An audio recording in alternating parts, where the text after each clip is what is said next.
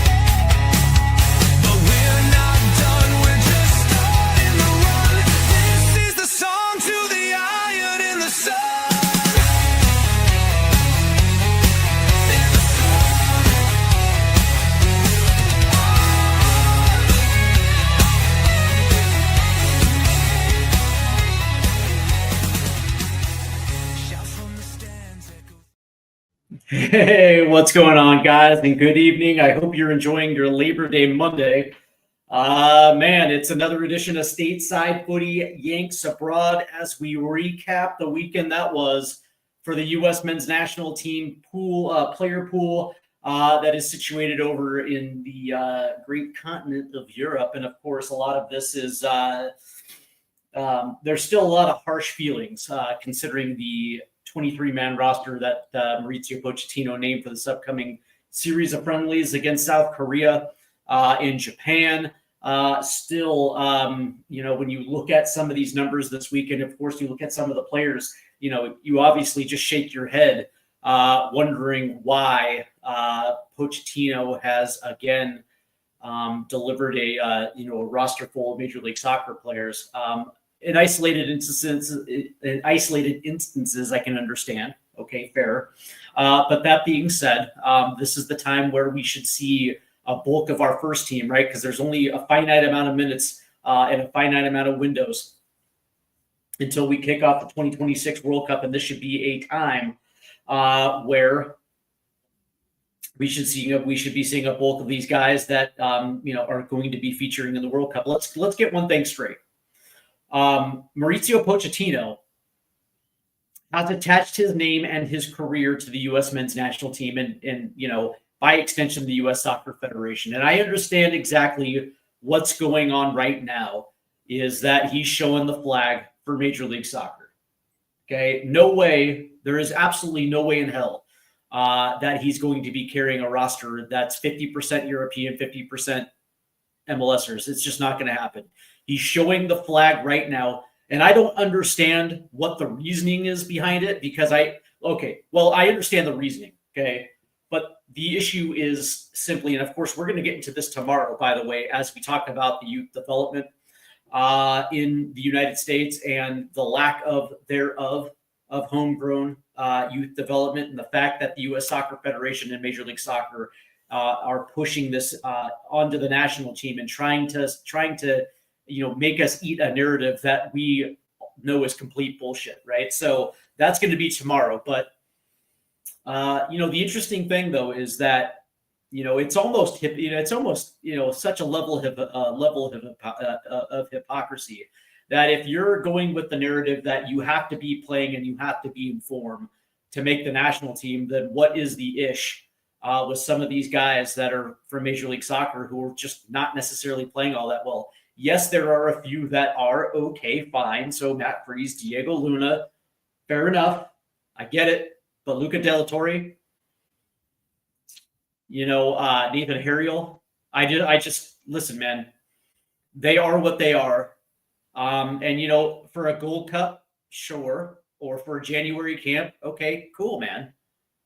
That's exactly why you have, essentially, B and C teams But, for the first team, especially this close to a World Cup, this should be the time where the first team is getting their minutes together, right? I mean, there's only only a finite amount of windows left before the World Cup kicks off. These guys need to be playing together, but I digress. And it's weird to me because the interesting thing about this is that when I see Pochettino doing this and holding the flag for the U.S. Soccer Federation in Major League Soccer, it almost feels to me like the narrative is it has nothing to do with the European-based players because a bulk of these guys went overseas and enjoyed clubs before their 18th birthday. So they weren't a part of the U.S. soccer development ecosystem. But for whatever reason, it almost feels like, Major League Soccer and the Federation are saying, hey, look, guys, we can develop some serious talent that not only is good for the national team, but, could be playing in Europe, very quickly. It almost feels like they're trying to shove this down our throats, knowing that a bulk of these players can't play on the international level, let alone get moves to Europe. And they are at the level that they're at. And there's nothing wrong with that. What's interesting is when I listen to Mauricio Pochettino talk about, giving these guys an opportunity and saying that, Major League Soccer is better than some leagues in Europe. I think that's kind of a buzzword a little bit because, I guess Major League Soccer is definitely better than the Belgian Pro League or the Austrian Bundesliga or the Croatian Super League or something like that, or maybe the French second division, better than the Italian second division, but is it better than the Eredivisie? That's debatable. It's not better than the Championship. Certainly not better than Ligue 1 or the Bundesliga or Serie A, La Liga, the EPL. Yeah, it's better than the Irish League, and it's better than the Scottish Premier League. But that's about it, right? So I mean, it is what it is, and of course, we're going to get into that tomorrow. But before we get into Yanks Abroad, go ahead and hit your like and subscribe buttons because this channel is absolutely moving fast, and we are a race to 1,000 subs. So definitely make sure you hit that like and subscribe button. And it would be greatly appreciated. All right, let's get into it. Usually how we break this down is by country, but tonight I've decided to go by position. And we will start with the strikers because why not? We always start with the attackers. And we're going to start with Flo Balogun because Flo actually had a very good weekend. 85 minutes for Monaco, scored a goal on 4 shots, 18 of 23 accurate passes, 39 touches, and he was directly involved in Monaco's attack. And this is absolutely perfect considering that he will be a part of this upcoming camp. And I understand initially it was supposed to be Brian White, but he gets injured. So now Balogun's a part of this. Thank God, because I've been wanting to see Balogun back in the national team. And I think he's peaking right at the right moment. And of course, when you look at last season and how Balogun started, it wasn't really all that great. Got hurt, came back. I think he kind of finished pretty decently, but now all of a sudden, full preseason, full training camp. Now he's back in the mix with Monaco. And now a couple matches in, he's starting to hit the back of the net. And this is exactly the type of peak and form that you want to see a player head into national team camp. And Balogun was absolutely sensational this last weekend for Monaco. And it's nice to see it. The interesting thing is it's like, what happens when Pepe gets up to form, who's going to be number one, right? Because it's going to be one or the other. And I guess you have to ask yourself which one is actually poised to be able to handle the pressure of being your main number one target 9 in a World Cup, who actually has had the competition that you're going to face in a World Cup. Is it Balo? Me personally, I think it's Pepe, just considering that PSV does play in the Champions League, and Monaco. I can't remember the last time Monaco was in the Champions League, but that being said, very good team. But that being said, when I think about Ricardo Pepi this week, again, I think they played against Telstar. He did get 45 minutes, no goals. That's fine. 3 shots, 4 of 7 of accurate passes, 13 touches. He wasn't necessarily involved. And I think PSV actually ended up losing that match 2-0 to Telstar. And we'll get into Serginho Dest because he actually had an absolutely brilliant game. We'll talk a little bit about this whole Des versus Freeman thing as well too, because it ties into what we're going to be talking about tomorrow. Josh Sargent, and boy, oh boy, oh boy, has Josh certainly lit up the championship. This last weekend against the Blackburn Rovers, they won 2-0. And, Sargent bags a brace in this one, plays the full 90, 2 goals, 7 shots, 28 touches. And of course, one of those goals, he drew a penalty on it, 4 of 6 passing, 28 touches, man. Josh Sargent. And again, he'll be in the September camp as well too. So you have 2 of the 3 guys that most likely will be on the World Cup roster in camp. So I guess that's a bonus for Mauricio Pochettino. But this is an opportunity for Josh. He's coming in red hot, and the question is I'm sure they're each going to get a game. And then from that standpoint, I would probably assume that for Josh, he's got to score he's been given so many goddamn opportunities with the national team, but hasn't scored a goal since 2019. So, it's his opportunity to come in. And I remember the last time Josh was in a national team camp, it was the Nations League. And I think it was I want to say it was the match against Panama where, he damn near bagged a goal. I mean, he was pretty damn close, but I guess close is only I guess what they say, close is only good in horseshoes and hand grenades. So Josh, again, is going to be given another opportunity with the national team, and it's indicative of him take advantage of it. Granted, I get it. It's not the full number 1 because Malik's not going to be there for some stupid reason. Brendan Aronson's not going to be there. McKennie's not going to be there. Musa's not going to be there, right? So, a lot of the direct central play that strikers need on the pitch, those top end talents are not going to be in this camp. So it's going to be indicative of potentially a guy like Christian Pulisic to potentially feed him as the 10, maybe get some outside ball to the box from a guy like Max Armstrong, or maybe Freeman. I don't know. But that being said, man, this is going to be a big camp for Josh Sargent, and he absolutely needs to at least get on the board once, if not twice. But it's nice to see that both Ballo and Sargent are going to be in camp. Haji Wright played 2 games this last week, and Haji scored twice. The first one came on the weekend prior, and I think he was used as a left wing. But the midweek, the midweek Carabao Cup match, he was playing as a direct 9, and he scored again. Total for the week, I think he had 111 minutes, 7 shots, 2 goals, 18 of 26 passing. I mean, Haji Wright again passed over in a situation where he probably should be in camp.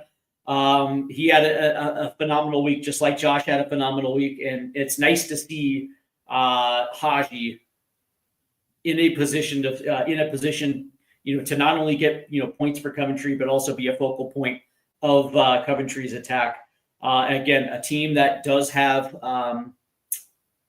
promotion aspirations. And Haji's going to be a very, is going to be a very big part of that promotion push. But the most important thing is when you have Josh Sargent carrying the flag in the championship, Haji Wright also has an ambition to match that as well too, because both of those guys are going to be fighting for World Cup spots, right? So, Haji's going to have to match Josh pace for pace in the championships. Same thing with Patrick Agyemang when he comes back. Which won't be until October, dealing with, I believe, a groin injury. So once he comes back in October, we'll be talking a little bit about Patrick Agyemang and what he is going to be doing for Derby County in the championship. Last on this list is going to be Damian Downs, who has still not worked his way into the starting lineup. I have a feeling he will. There will be a time where Damian is going to start starting matches. So far he's only gotten minutes off the bench so far. Hasn't necessarily taken advantage of those minutes this week. He got 14 minutes off the bench. No chances, 2 of 2 passing. It wasn't anything necessarily home to write home about. But again, he's in the same league as those two already, and he's seen minutes. It just has not necessarily it hasn't necessarily worked out. It will. just give it time. I have a feeling Damien's going to work his way into a position where he's going to get starting minutes for Southampton because, I mean, Southampton, I guess for the championship we're good. But that being said, it's like, I liked the move. I really did like that move to the championship because I think he's gambling on himself being able to get starting minutes there in the championship. And at one point, and I think Damien's part of this camp as well too. So you're going to have three of five strikers in camp, which is actually going to be it's going to be beneficial. But it is what it is. All right, let's turn to the wingers now. And of course, I'm only talking about two because Griffin Yao and both Paredes haven't necessarily featured for their respective teams. And of course, the winger depth in Europe is just not necessarily there. Christian Pulisic did play 13 minutes this week. And of course, I think there is this, I want to say that like there's this concern about an ankle injury, but that being said, scored a goal and was the focal point of Milan's attack when he was on the pitch. So I guess that's good. One goal, 12 touches, 6 of 7 passing, and of course only played 13 minutes, but Christian will be in camp. Christian's by and large, he is the best player that's going to be in camp for the U.S. Without question. And the question, I guess the question is where is he going to line up? And I would probably assume that he's probably going to be playing at the 10, lined up on the left, with Diego Luna probably lined up as that central 10. But as it's attacking, Maurizio likes to attack with 2 high 10s. And so I would probably assume that Christian's going to be drifting in a little bit more centrally, right? So for Balogun, for Sargent, for, Damian Downs, for whoever's going to be playing in that target 9 role, it's going to be indicative of both, Christian Pulisic and Damian Downs to actually provide service for those, as well as Christian making runs in the boxes, right? Against a good South Korea team and a very good Japanese squad as well too. So it's going to be interesting, right? All of that's going to be conducive on that left wing backside as well too. But Christian did have himself a good week. Granted, it was only 13 minutes long, but that being said, did make the most of it. Scored a goal. Timmy Weah for Olympique Marseille, 72 minutes. But it was weird. This week he was kind of playing as a left back, and I think he had one shot on goal from the left back position. 22 of 26 accurate passes, 43 touches, 5 defensive contributions. It's interesting, right? Timmy's going to be in camp, I believe. Correct me if I'm wrong. I think he is, but he's going to obviously be on his right hand, be on the right-hand side. And so it's going to be nice seeing Timmy back in camp. And it's absolutely needed because one thing that was absolutely lacking during the Gold Cup was any type of semblance of attacking presence from that right side. So it's going to be nice to see Timmy back in camp. When this squad is 100%, that's exactly where he's going to be. But I would probably assume that, as these games for Olympique Marseille progress, Timmy's probably going to be back in an attacking position. But that being said, that's how versatile he is. When he was with Juventus, they used him everywhere as well too. But that being said, 72 minutes, not a bad performance for Tim. Let's turn our attention to the center attackers. Because there's 2 on this list, and again, not a lot of central attacking depth in Europe for the United States. Gio Reyna is not on this list today because obviously he made the move to Borussia Mönchengladbach, has yet to see the pitch for them. He will in the coming weeks, 100%. But for this show, he's not on it. Malik Tillman, brilliant, not on this roster for some reason. I don't get it. I do get it, but 61 minutes, 1 goal, obviously scored a beautiful goal, only had 1 shot, 41 touches, 23 of 28 accurate passes from that center attacking position. This is exactly why he made the move to the Bundesliga. He's good. He's very good. And the reality is, come World Cup time, Tillman will be on the roster. It's going to be odd. It's going to be odd, but again, trust me when I tell you that Maurizio Pochettino attached his name, his credibility, and also his career to the U.S. men's national team, and he was I'm telling you guys, 90% of that World Cup roster will be manned by, players that are playing in Europe. And the reason why is because, again, they're playing in some of the top leagues in the world, playing Champions League football, and the competition is going to get them in a position where they will be ready for the World Cup. That's the truth to it. And Malik Tillman right now is the best center attacker in the player pool right now. And again, will Gio Reyna probably be in that conversation? Yeah, but let's let Gio get through the door with Mönchengladbach, let him get some training, and let him get on the pitch and let him get acclimated to his surroundings. And yeah, we probably have a conversation about Gio. But as of right now, Malik Tillman right now today is probably our best 10 overseas right now, playing in a massive league like the Bundesliga. Let's turn our attention to Brendan Aronson, who is applying his trade in the Premier League with Leeds. Did see the pitch, played 30 minutes, 13 touches, 6 of 8 passing. But of course, Leeds is overmatched in the Premier League. Last year, won the championship. Brendan had an unbelievable campaign with Leeds last year. And I knew this was going to happen, right? The Premier League is fast, it's physical, and it takes a talent with a razor sharp mindset to be able to not only perform but also excel in the Premier League. And that's not to say that Brendan doesn't have that, but right now, the way that Leeds are playing them are out wide, kind of on the wings. Sometimes they'll bring him in and let him play the 10 a little bit. But that being said, he did get 30 minutes over the weekend. And I guess you can say he made the most of it. But that being said, the most important thing is he's actually getting Prem minutes. And that's why, what's interesting about this is that's why I think Brendan's probably going to end up being on the roster because, just of the fact that he's actually getting quality competition in the minutes and where he's playing. It makes sense. I would like to see Brendan score some goals. That would be nice. That would be absolutely nice. And I would probably assume there are going to be a couple this year. I don't think Leeds is going to stay up, though. I really don't. They're so overmatched. And the talent discrepancy between those bottom three, maybe not Sunderland, but especially with Leeds compared to the rest of the Premier League, it's night and day. And there's a good chance that Leeds will go right back down at the end of the season.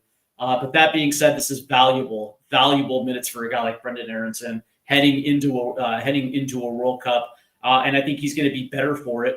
And I think the U.S. men's national team is going to be better for those minutes because I do believe Brendan will be on the roster. Turning to the box to box of the 8, Weston McKennie still not getting a lot of playing time. And this is one of the things that I think I'm okay with. Maybe not who they replace McKennie with on the roster, but the fact is he's just not playing for Juventus right now. I think he only played, 1 minute this last weekend, had 3 touches. He's just not getting any significant time. But that being said, that's normal. That's normal for West the last couple of years, falling out of favor, betting on himself, and eventually within the season, he ends up getting minutes. And he ends up making the most of those minutes. And I would probably assume that's going to end up happening again this season. I think by the time World Cup 2026 rolls around, Wes will be in form and he will be playing his best football and will be on the roster. But that being said, man, it's kind of disheartening to see it. And from that standpoint, I understand why he's not on this roster because he's just not playing. Fair enough. But that being said, by the October camp and then the camps after the New Year's, I would probably assume that Wes is going to be on those rosters because by that time, not only will he be playing, but he will also be doing what he does best. Yunus Musa, here's an interesting one. He did make the loan move to Atalanta, which is nice because now he's actually going to play. But before he left, he did play. I think this was on August 30th. He did play 90 minutes for AC Milan. He had 2 chances created on 50 touches, playing out wide right for AC Milan. So that was nice to see Yunus get on the pitch.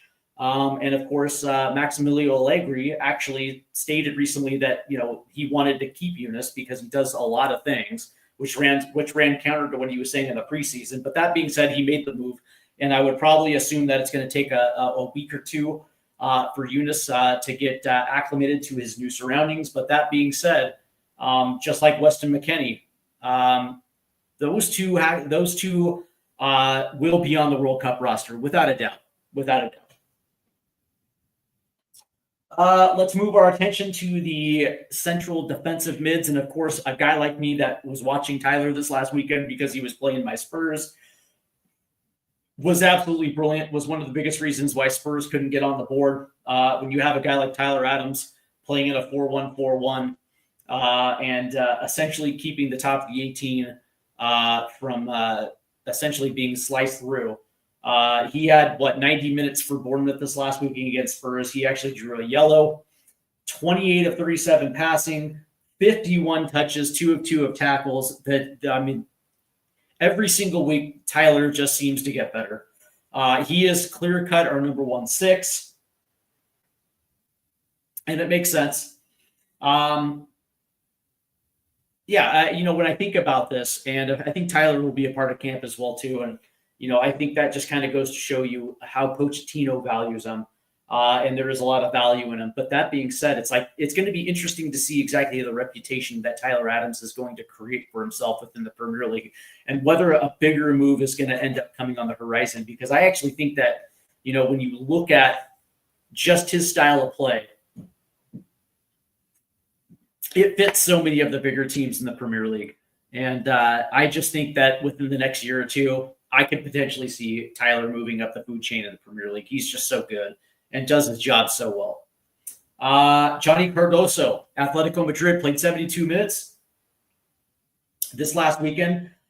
Did pick up a yellow, 25 of 31 passing, 38 touches, 2 of 2 of tackles. And listen, man, Johnny Cardoso is playing for one of the biggest clubs in Spain. And the fact that he's not on this team is kind of ridiculous, really.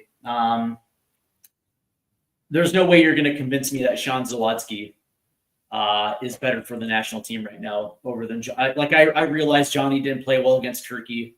Okay, whatever, man. He hasn't necessarily looked good in any of his last 2 or 3 appearances for the national team. But that being said, you can't deny that he's one of the better players at this position.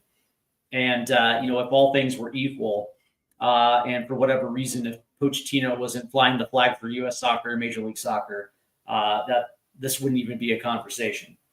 Turning our attention to Tanner Tessman, he played a full 90, 46 of 51 passing, 6 defensive contributions, 68 touches. Tanner, God damn it, he was good.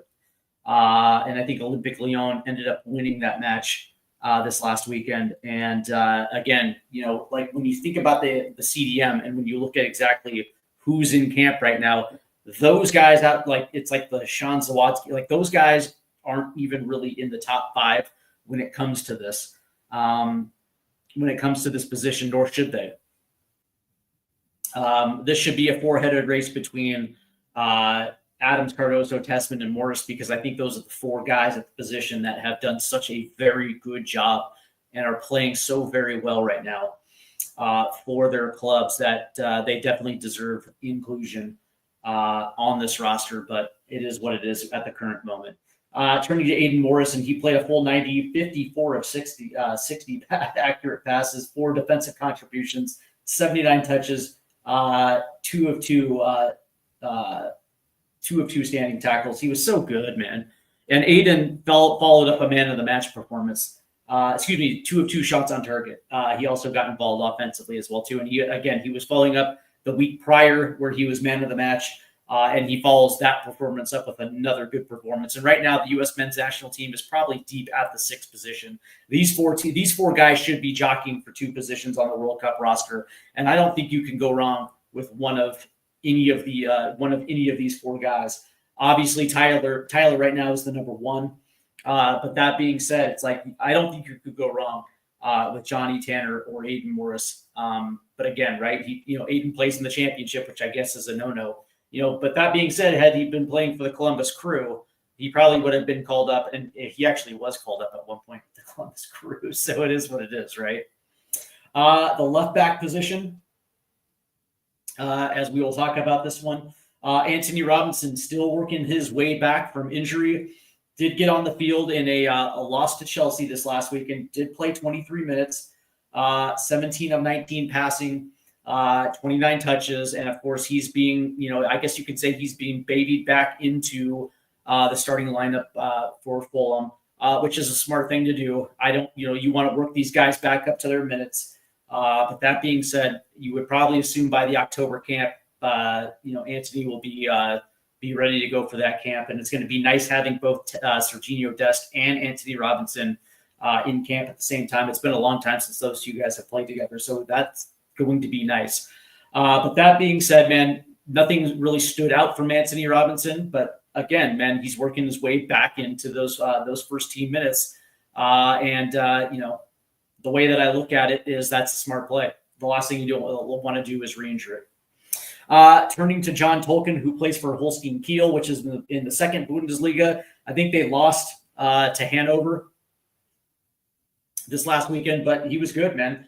Played 90 minutes, 20 of 24 passing, 2 chances created, 8 defensive contributions, 42 touches, 7-11 from ground duels, and also he got involved in corners as well too, set piece taking, because he's actually one of the better set piece takers in the pool. And this is the crazy thing, right? He was a part of the Gold Cup, but he ended up getting secondary minutes to a guy like Max Arston, who's kind of a winger. He's kind of a defensive liability, but yet for whatever reason, Max Arston continues to get called up over guys like John Tolkien, which makes absolutely no sense as far as I'm concerned, because Tolkien right now, as far as left back depth, should probably be number 2 behind Anthony Robinson. And it's a shame too, because I felt John actually had a really good weekend. So it's a shame. It's a shame that he's not in camp this week, but I mean, he does everything so well. On top of the fact that you can count on him moving forward if you want to get him involved in the attack, but he's also not a defensive liability. You don't have to have, Tim Ream kind of shade over and kind of clear some of those spaces, because Arston is not a good 1v1 defender. It just is what it is.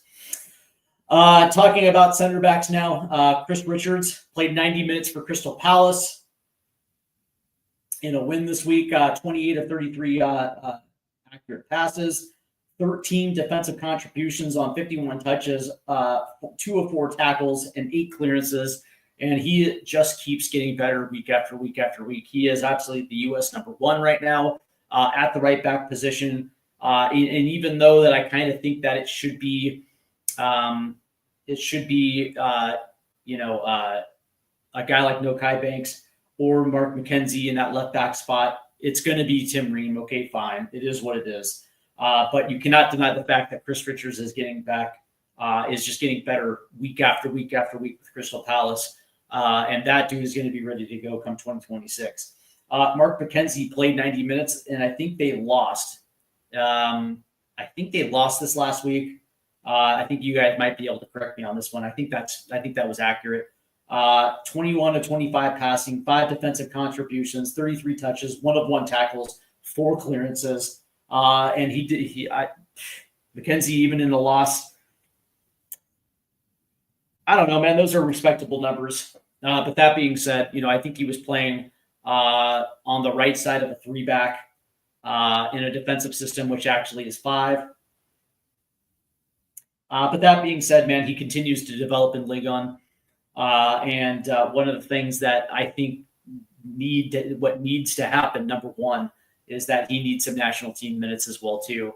One of the things that has always been I guess you could say a staple of the U.S. men's national team is when players are looking to put themselves in the shop window, that's what the national team was for. Getting minutes against quality opponents and showing that you're capable against upper echelon opponents. That has always been a staple with the national team.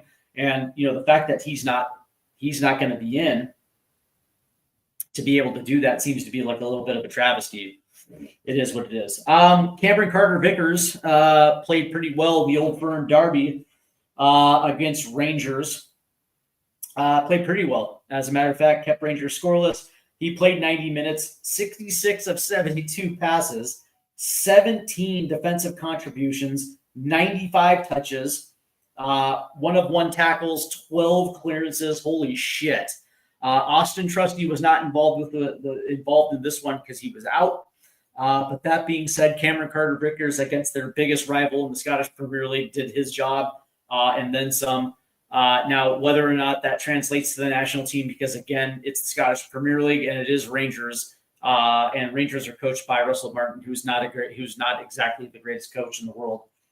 But that being said, man, you can't overlook Cameron Carter-Vickers had a really good week with Celtic. Turning to the right back spot, and let's start with Serginho Dest, because Dest was pretty amazing. Serginho Dest played 9 minutes against Telstar in a 2-0 loss.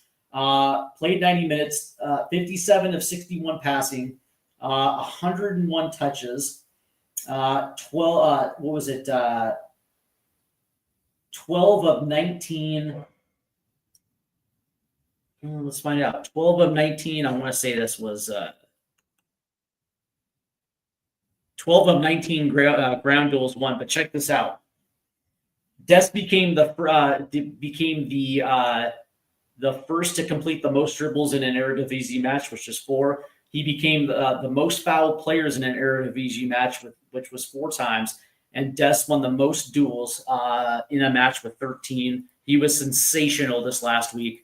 And this is kind of funny considering there's like this Freeman versus, Dest conversation. I guess I'm all for it, but considering that, right now he is the best right back in the Eredivisie, playing for the best team, getting actually very good competition. Because I mean, again, PSV are going to be playing. Correct me if I'm wrong, but I think they're going to be playing either in the Europa or the Champions League this year. So I mean, he's going to see a lot of talent. He's going to have an opportunity to play against very good competition. But that being said, the idea that a guy who's only played 6 months in Major League Soccer is going to win that position in the 2026 World Cup is just, listen, I like Alex Freeman. I think he kind of deserves to be on the roster. I don't have a problem with him because I see the upside in him. I thought he had a good Gold Cup. I didn't think it was great. I didn't think it was terrible, but he's still learning exactly what Pochettino wants from him. And I don't think that it's going to be in this cycle. I think it's going to be like Alex Freeman is going to be competing for a starting spot in 2030, not in 2026. It just is what it is. One of the things that Freeman has to do is get that move overseas so he can actually challenge himself, because the one thing you don't want to do as a young player in Major League Soccer is get to a point where you're stuck in Major League Soccer, because your talent is your peak is going to plateau, and it's just not going to do anything for you.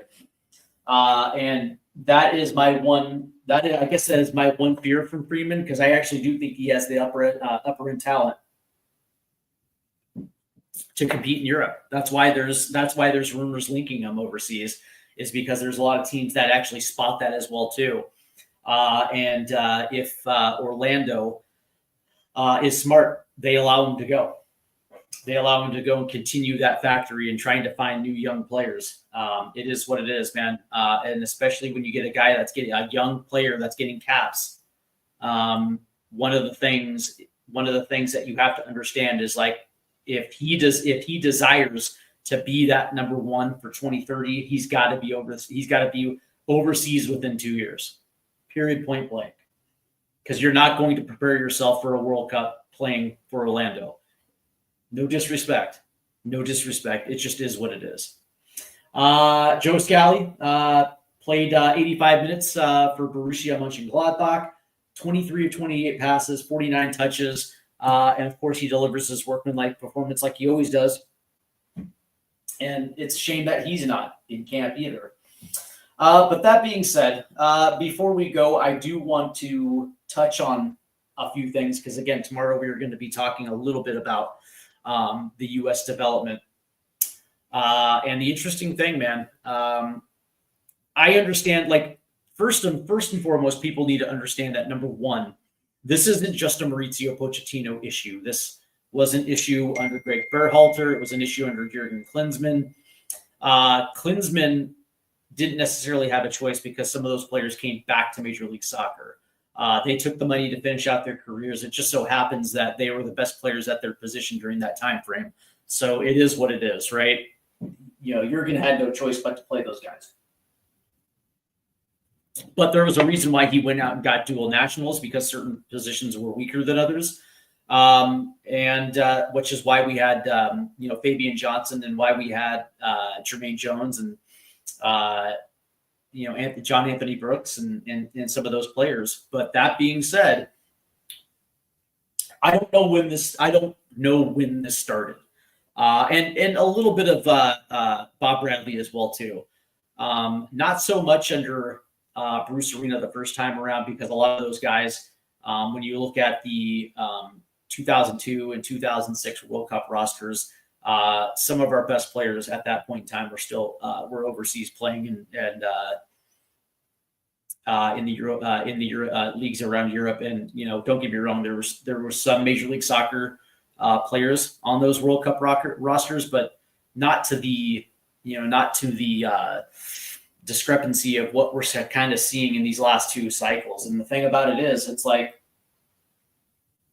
I don't know when this happened. I can't pinpoint it, but for whatever reason, I think, the U.S. Soccer Federation and Major League Soccer have hijacked the national team as a means to show the world stage that, like Major League Soccer is developing young American talent. And I think with the Leagues Cup, Don Garber was talking about, how this was like the largest, as far as the summer transfer window concerns, like this, the largest amount of money that's, that has been brought players in. It was the largest ever amount for outgoings as well too. And my question was like, how much of that money was spent on incoming young American talent from back from overseas? Not a lot. Or even aging American talent from overseas? Not a lot. And how much of that outgoing was American talent heading abroad? Not a lot. Not a lot. And that's, that is not a sign of a league that is developing good young talent. And so for me, I think the narrative is absolute bullshit. If you really want to get down with it, I really think it's kind of bullshit. Because I know how this works in the United States. Because of the play-to-play model, it essentially cuts off 50% of the talent pool, right? Because the only families that are able to afford club soccer and it can afford I guess you can say to pay the freight of upwards of 10 grand just to get access to good coaching. Not a lot of kids are able to do that. And when you look at the rules that are set up by the U.S. Soccer Federation, with Major League Soccer teams having territorial rights to their academies and to their MLS Next Pro teams,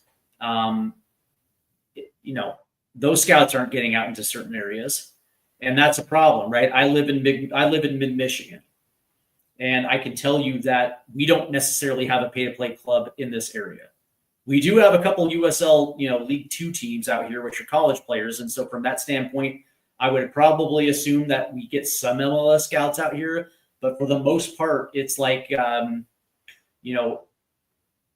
have Detroit City FC out here.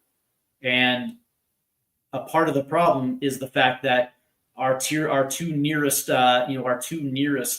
MLS teams are Chicago and Columbus. How often are they out here to watch youth games from the youth clubs? It's probably nil. It's probably minimal, unless they get a tip that there's this young wonder kid or something like that. But let's be real, that's not happening. And from that standpoint, Detroit City FC can't necessarily be the one to fill in the gaps. And I think that's an absolute problem. The more professional teams that are able to employ scouts to fill their academies, the better it is for everyone that's out there, because it gives a secondary option to the pay-to-play model. But that being said, I can honestly tell you right now that Major League Soccer does not do a very good job at all of developing American talent. Yes, you have the occasional Kevin Sullivans that make their way up. But that being said, it's finite. There's a finite amount of time before he goes overseas as well too. And so this weird need to show the flag with the national team with MLS players that I think we all realize, are not a product of a good developmental system. Don't deserve to be on the national team or can't play on the national team or will never get a move to Europe. Brian White's not making a move to Europe. Sebastian Berhalter might not be making a move to Europe. Jack McGlynn's not making a move to Europe. Nathan Harriel's not making a move to Europe. Out of the entire MLS pool that's going to be a part of this camp, maybe 3 might make a move to Europe. Maybe 3. But I just, this weird need to show the flag, it's odd to me because, for whatever reason, that's been that has been the narrative behind some of this. And, when I think about it, it's just like, dude, it's bullshit. It's absolute bullshit. And the interesting thing about it is no other soccer nation on the planet does it like this, where they've turned youth soccer into a business, essentially cutting off 50% of the talent pool, all at the behest of Major League Soccer. Major League Soccer drew up the rules for themselves, giving them, I guess you can say, a monopoly on what could be what we would consider youth soccer. It sucks, man. It sucks. All right, man. That's going to do it for me. This has been another good edition of Yanks Abroad. We'll be back we won't be back next Monday because we have a national team. We have a national team camp coming up.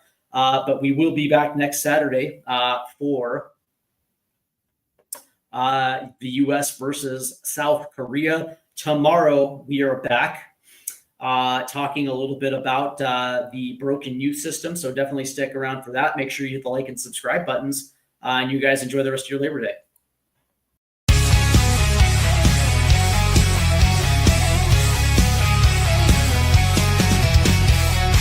Rusted goalposts under fading skies, tattered flags waving dreams in our eyes.